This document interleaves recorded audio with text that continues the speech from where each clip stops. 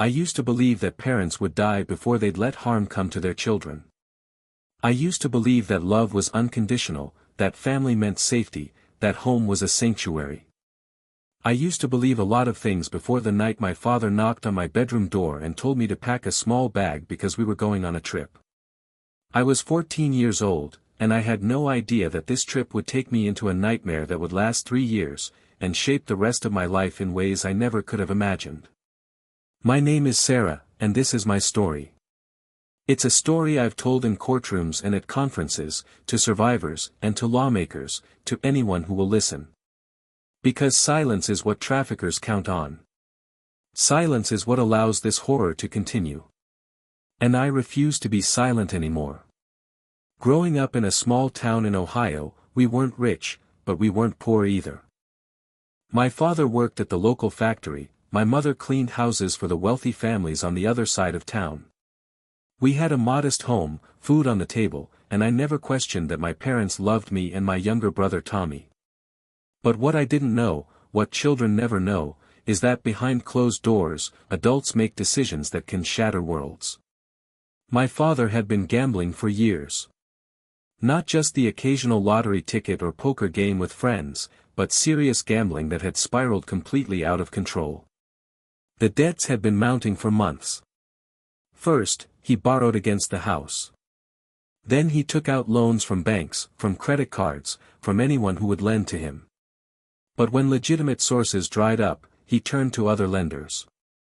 The kind of lenders who don't report to credit agencies, who don't send polite reminder letters, who collect their debts through fear and violence.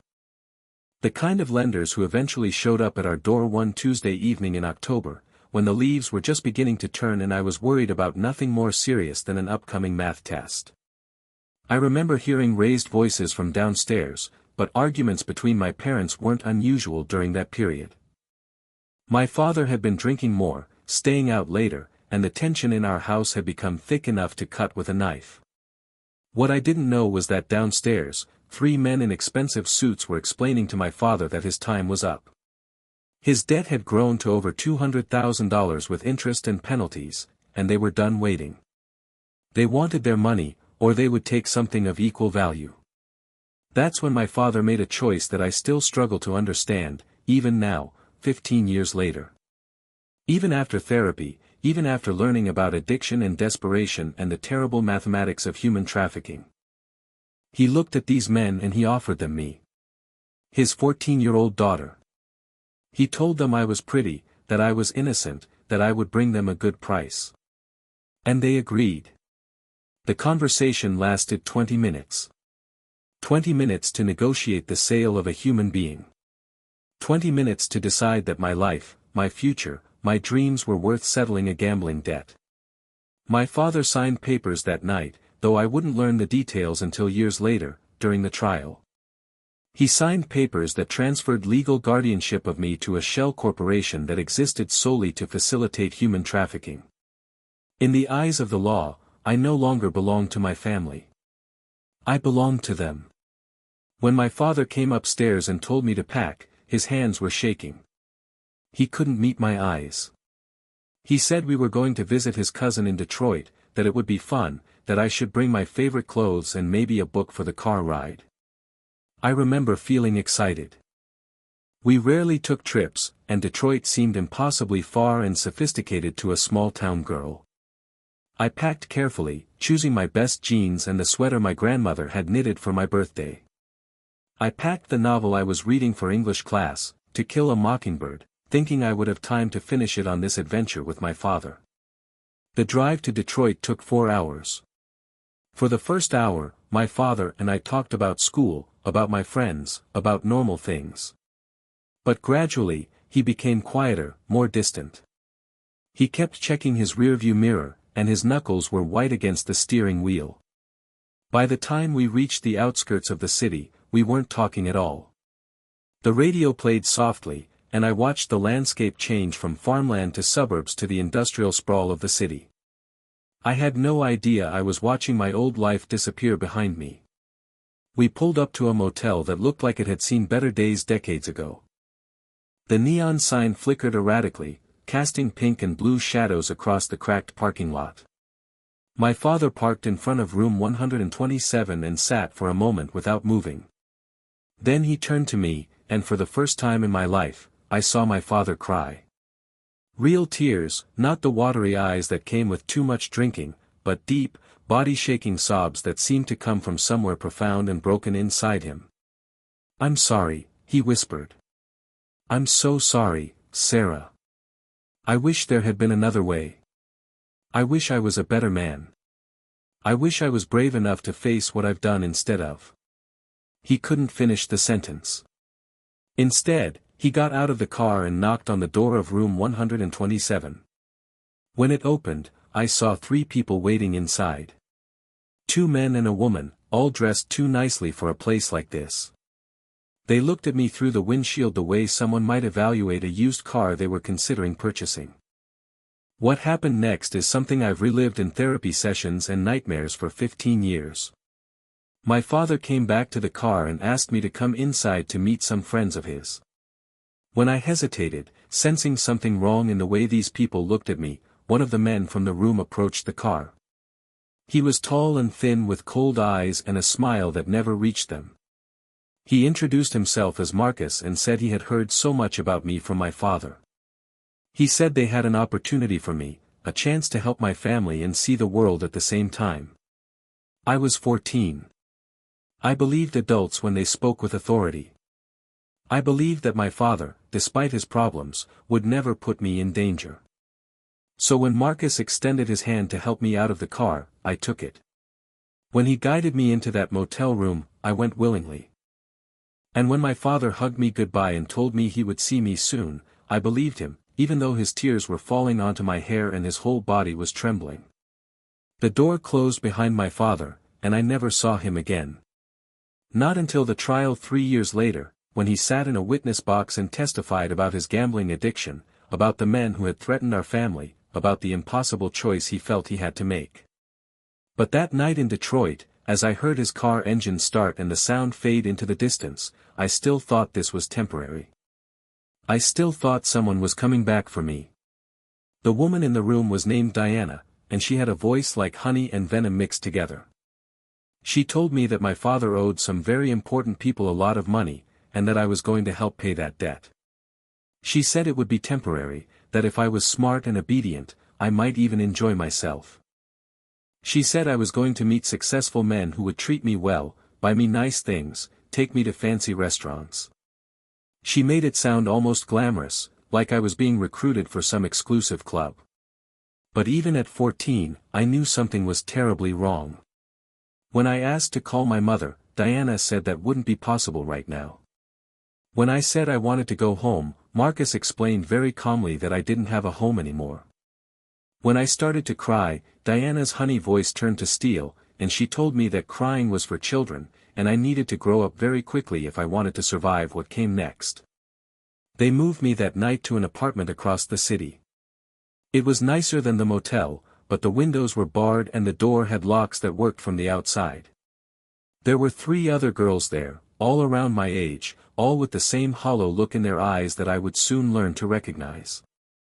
They had been there for months, some for over a year. They tried to prepare me for what was coming, but how do you prepare a child for the systematic destruction of everything they thought they knew about the world? The next 3 years are a blur of faces and places and pain that I'm still working to process. I was moved constantly, from Detroit to Chicago to Atlanta to Miami. Different apartments, different handlers, different men who paid money to abuse children and then went home to their own families, their own daughters. I learned to dissociate, to send my mind somewhere else while these things happened to my body. I learned to be grateful for small kindnesses, like a handler who didn't hit me, or a client who finished quickly. I learned to stop counting days, to stop hoping for rescue, to stop believing that anyone was looking for me. But what I didn't learn, what I refused to learn even in the darkest moments, was how to stop being myself.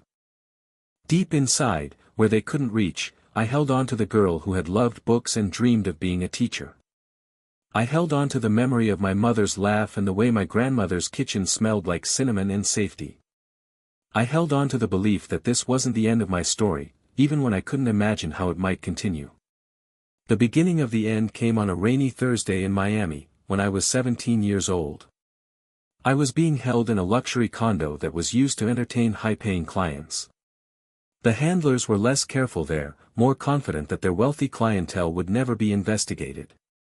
What they didn't know was that one of their clients was actually an undercover federal agent who had been building a case against the trafficking network for over 2 years. Agent Patricia Reeves had been working sex crimes for 15 years, but she told me later that walking into that condo was one of the hardest things she had ever done. She had to maintain her cover, to act like just another customer, while she gathered evidence and planned the raid that would eventually bring down the entire operation. When she saw me that night, she said something in my eyes told her I was different from the other girls, that somewhere inside I was still fighting. The raid happened 3 weeks later. Federal agents surrounded the building at dawn, moving with the precision that comes from months of planning and preparation. I was asleep when they broke down the door, and for a moment I thought it was just another move, another transfer to another city and another prison. But then I heard Agent Reeves calling my name, and I saw the FBI jackets, and I realized that after 3 years, someone had finally come for me. The first few months after rescue were almost as difficult as captivity had been. I was placed in a specialized facility for trafficking survivors, surrounded by counselors and social workers who meant well but couldn't possibly understand what I had been through. I was angry all the time, lashing out at anyone who tried to help me.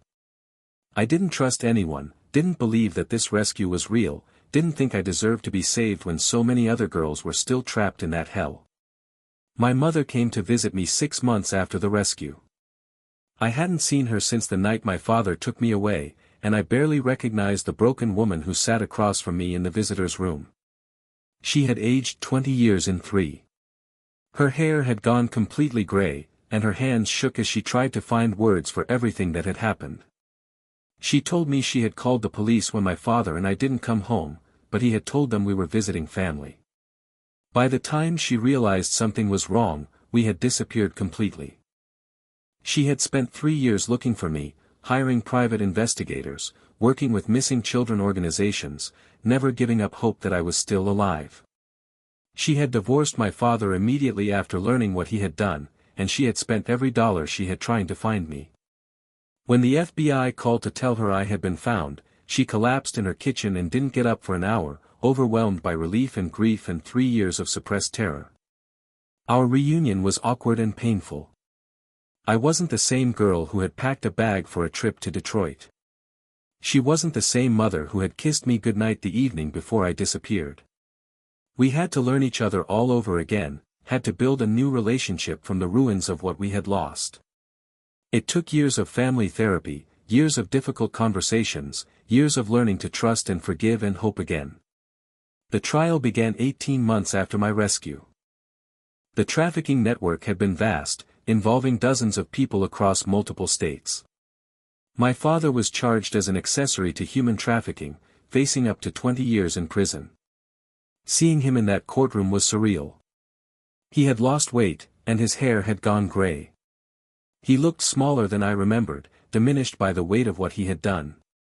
When he testified about the night he sold me, he broke down completely, unable to continue speaking. I chose to testify against him and against the people who had bought and sold me for 3 years. Standing in that witness box, looking at the faces of my traffickers, I felt something I hadn't experienced since I was 14 years old. I felt powerful. For the first time since that night in Detroit, I had a voice. For the first time, people were listening to my truth instead of forcing their lies onto my life. My testimony lasted 2 days. I told them about every detail I could remember, every face, every location, every act of violence and degradation I had endured. It was exhausting and traumatic, but it was also liberating. Every word I spoke was a rejection of their power over me, every detail I remembered was evidence that they had not broken me completely. When I finished, the courtroom was silent except for the sound of crying from the gallery, where other survivors and families of victims had come to support me. The verdicts came down like rain after a drought. Marcus was sentenced to life in prison without parole. Diana received 35 years. The network leaders, the people who had built this machine of human suffering for profit, would never hurt another child. My father was sentenced to 12 years, with the possibility of parole after 8. The judge said that while his actions were unforgivable, his cooperation with the investigation and his obvious remorse had been taken into consideration. I felt no satisfaction in his sentencing, no sense of justice or closure. What I felt was a deep, abiding sadness for the man who had been my father before addiction and desperation turned him into someone who could sell his daughter. I felt grief for the family we had been before his choices destroyed everything we thought we knew about love and loyalty and protection. Recovery is not a destination, it's a daily choice. For years after the trial, I struggled with depression, with anxiety, with complex PTSD that made simple activities feel overwhelming. I had nightmares that would leave me screaming and shaking. I had panic attacks in crowded places, convinced that someone was coming to take me back to that life. I had trust issues that made forming relationships feel impossible, and survivor's guilt that whispered I didn't deserve to be free when so many others were still trapped. But I also had something that many survivors don't have. I had a support system that refused to give up on me. My mother, who had learned everything she could about trauma and healing. Agent Reeves, who became a mentor and eventually a friend. Dr. Martinez, my therapist, who helped me understand that healing doesn't mean forgetting, it means learning to carry your experiences without letting them define your worth. And gradually, slowly, with setbacks and breakthroughs and everything in between, I began to rebuild a life that belonged to me. I finished high school through a program for survivors, then went to college on a scholarship from an organization that supports trafficking victims. I studied social work and criminal justice, driven by a growing desire to help others who had experienced what I had endured. I graduated with honors, and my mother and Agent Reeves were in the audience, crying and cheering as I walked across that stage. It was a moment I had never imagined possible during those dark years in captivity. My first job was with a non-profit organization that provided services to trafficking survivors. Working with other survivors was both healing and challenging. I saw myself in their stories, their struggles, their small victories and devastating setbacks. I learned that survival takes many forms, that healing is not linear, that courage looks different for everyone, but it always involves refusing to let your worst experiences have the final word on your life. 5 years after the trial, I received a letter from my father in prison. He had been writing to me regularly, letters I had never opened, letters my therapist had suggested I wasn't ready to read. But on my 22nd birthday, I decided I was ready to hear what he had to say. The letter was 8 pages long, filled with apologies and explanations and desperate attempts to make me understand the impossible position he felt he had been in. He wrote about his addiction, about the threats against our family, about the crushing weight of debt that made him feel like he was drowning. But what struck me most about the letter was not his explanations, but his questions. He wanted to know what my favorite subject was in college. He wanted to know if I still liked to read. He wanted to know if I was happy, if I was safe, if I had forgiven him. He wrote like a father who had missed his daughter's entire adolescence and young adulthood, which of course he had. He wrote like someone trying to bridge an unbridgeable gap with words and memory and hope. I wrote back. Not because I had forgiven him, not because I thought we could somehow rebuild our relationship, but because I realized that part of my healing involved acknowledging the complexity of what had happened to our family. My father was both the man who had read me bedtime stories and taught me to ride a bike, and the man who had sold me to pay his debts. He was both a victim of his own addiction and choices, and the architect of my destruction. Holding both of these truths simultaneously was exhausting, but it was also necessary. Our correspondence continued for 2 years, careful letters that danced around the enormity of what had happened between us. We wrote about books and current events and the weather, creating a shallow intimacy that felt safe for both of us. When he was released on parole after serving 8 years, he asked if he could see me. I said no. I wasn't ready, and I wasn't sure I would ever be ready. But I didn't close the door completely, because I had learned that healing sometimes requires leaving possibilities open, even when you can't imagine walking through them. My work with trafficking survivors led me to advocacy and eventually to public speaking. My first speech was to a group of law enforcement officers who were being trained to recognize and respond to trafficking cases. I was terrified, convinced that I would break down or forget what I wanted to say. But when I looked out at those faces, I saw Agent Reeves in the back row, nodding encouragement, and I found my voice. I told them that trafficking victims don't look the way people expect them to look. We don't have chains or bruises or signs that clearly identify our situation. We often defend our traffickers because they have become our entire world. We are suspicious of rescue because we have been taught that no one is coming to save us. I told them that the girl they encountered in a raid or an arrest might seem hostile or uncooperative, but that underneath that hostility was a child who had learned that survival meant trusting no one and hoping for nothing. That first speech led to others. I spoke at conferences and universities, to social workers and prosecutors and legislators.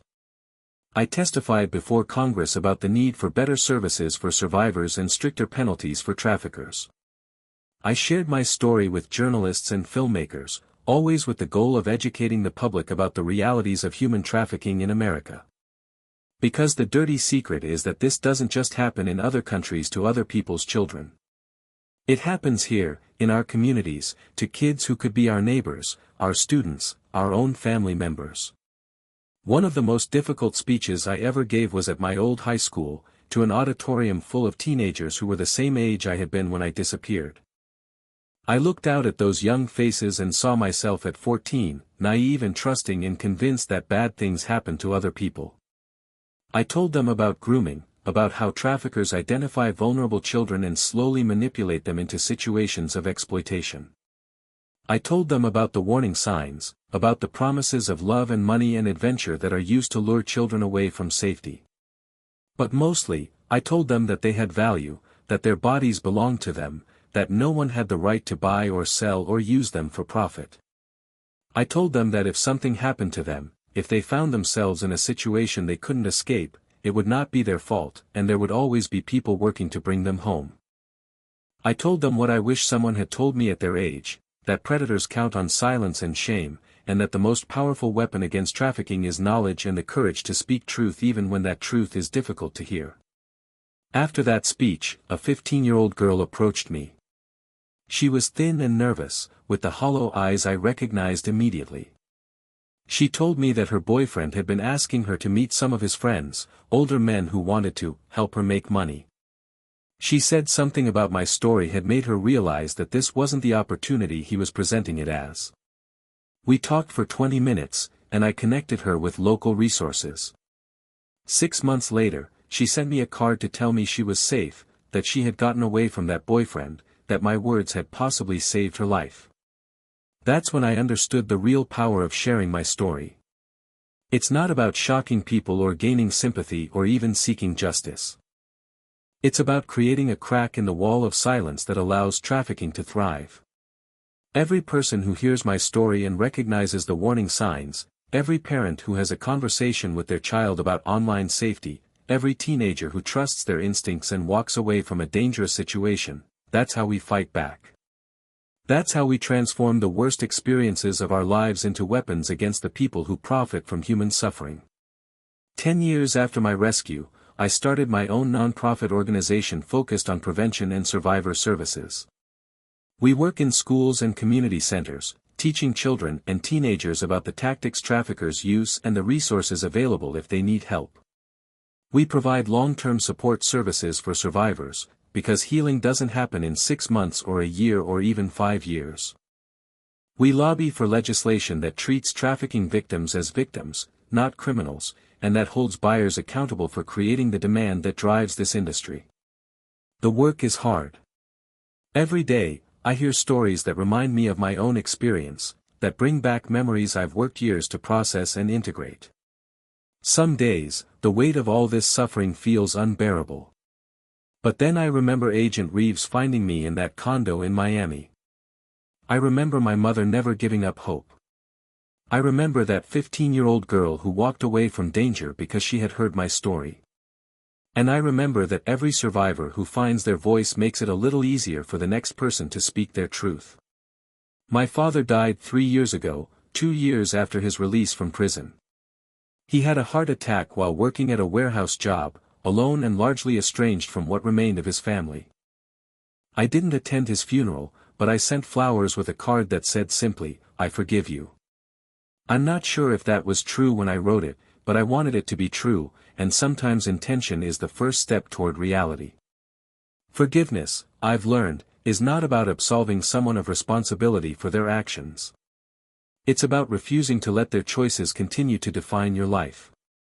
My father's decision to sell me was unforgivable in any conventional sense of the word. But carrying the weight of that anger and betrayal was slowly killing me, poisoning every relationship and every moment of joy I tried to create. Forgiveness was not a gift I gave to him, it was a gift I gave to myself. Today, I am 32 years old. I have been free longer than I was enslaved, though sometimes the math of trauma doesn't work that neatly. I have a master's degree in social work and a law degree that I'm using to advocate for policy changes that will make it harder for traffickers to operate and easier for survivors to rebuild their lives. I have a partner who knows my story and loves me not despite it but because of the strength and compassion it has given me. We're talking about having children, about creating the kind of family I thought I would never be able to trust myself to build. I still have difficult days. I still sometimes wake up in a cold sweat, convinced for a moment that the last 15 years have been a dream and I'm still trapped in that life. I still struggle with crowds and sudden noises and unexpected touch. I still sometimes look in the mirror and see not a successful advocate and survivor, but a damaged girl who was sold by her father and used by strangers. Healing is not a destination you reach and then rest in forever. It's a practice, a daily choice to believe in your own worth and dignity even when the world has taught you otherwise. But I also have moments of profound joy and gratitude that I never thought possible during those dark years. I have work that gives my experiences meaning and purpose. I have relationships built on honesty and mutual respect. I have a voice that reaches thousands of people, a story that has helped change laws and save lives.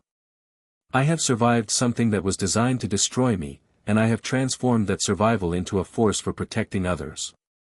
The statistics about human trafficking are staggering. At any given moment, there are an estimated 40 million people trapped in situations of forced labor and sexual exploitation around the world. In the United States alone, hundreds of thousands of children are at risk for trafficking each year. Behind every one of those statistics is a person with dreams and fears and people who love them. Behind every number is someone who was a child once, someone who trusted the wrong person or was betrayed by someone who was supposed to protect them. My story is both unique and heartbreakingly common. The details change. The parent who sells their child might be motivated by drug debt instead of gambling debt, the trafficking might happen online instead of in motels and condos, but the fundamental dynamics remain the same. Vulnerable children are identified, isolated, and exploited by people who see them as commodities rather than human beings. They are moved frequently to prevent them from forming connections or escape plans. They are controlled through violence, manipulation, and the systematic destruction of their sense of self-worth. But here's what the traffickers don't want you to know: we survive. Not all of us, and not without scars, but we survive in greater numbers than they want to acknowledge. We find our voices and we tell our stories and we refuse to let shame and stigma silence us. We become advocates and counselors and legislators and law enforcement officers. We transform our pain into purpose, our trauma into tools for helping others. We prove every day that human beings are more resilient than evil is persistent. If you are listening to this and you recognize yourself in my story, if you are trapped in a situation you cannot escape, I want you to know that you are not alone. There are people looking for you, people who will not give up until you are safe. There is a world beyond whatever nightmare you are living in, a future where you get to make choices about your own life and body and relationships. There is healing, even for wounds that feel too deep to ever close. There is hope, even in the darkest moments, even when hope feels like a luxury you cannot afford. And if you are listening to this as someone who wants to help, who wants to understand how to recognize and respond to trafficking in your community, I want you to know that you have more power than you realize. You can learn the warning signs and trust your instincts when something seems wrong. You can support organizations that work with survivors. You can advocate for laws that treat trafficking victims as victims, not criminals. You can have difficult conversations with the young people in your life about online safety and healthy relationships. You can refuse to let this issue remain hidden in the shadows where traffickers prefer it to stay. Most importantly, you can remember that behind every story of trafficking is a human being who deserves dignity, respect, and the chance to heal. We are not defined by what was done to us. We are not broken beyond repair. We are not statistics or cautionary tales or objects of pity. We are survivors, advocates, mothers, students, artists, teachers, and leaders. We are living proof that even in the face of unimaginable darkness, the human spirit can not only endure but transform that darkness into light. My name is Sarah, and I survived human trafficking. But more than that, I survived the betrayal of being sold by my own father. I survived 3 years of exploitation and abuse. I survived the long, difficult journey of healing and rebuilding my life. I survived to tell this story, not because survival was guaranteed, but because every day I made the choice to keep going, to keep hoping, to keep believing that my life had value beyond what others were willing to pay for it. This is my story, but it's also the story of thousands of other survivors who have found their voices and their strength. It's the story of the families who never stop looking, the law enforcement officers who never stop investigating, the advocates who never stop fighting for justice. It's the story of human resilience and the power of speaking truth even when that truth is painful to hear. And it's a story that's still being written, every day, by survivors who choose courage over silence, by communities that choose awareness over ignorance, by a society that is finally beginning to understand that human trafficking is not someone else's problem in some other place. It's our problem, in our communities, happening to our children. And it's our responsibility to do everything in our power to make sure that every person trapped in this nightmare knows that they are worth saving, that someone is coming for them, and that their story doesn't have to end in darkness. Because the most powerful weapon against human trafficking is not law enforcement or legislation or even prevention programs, though all of those are important.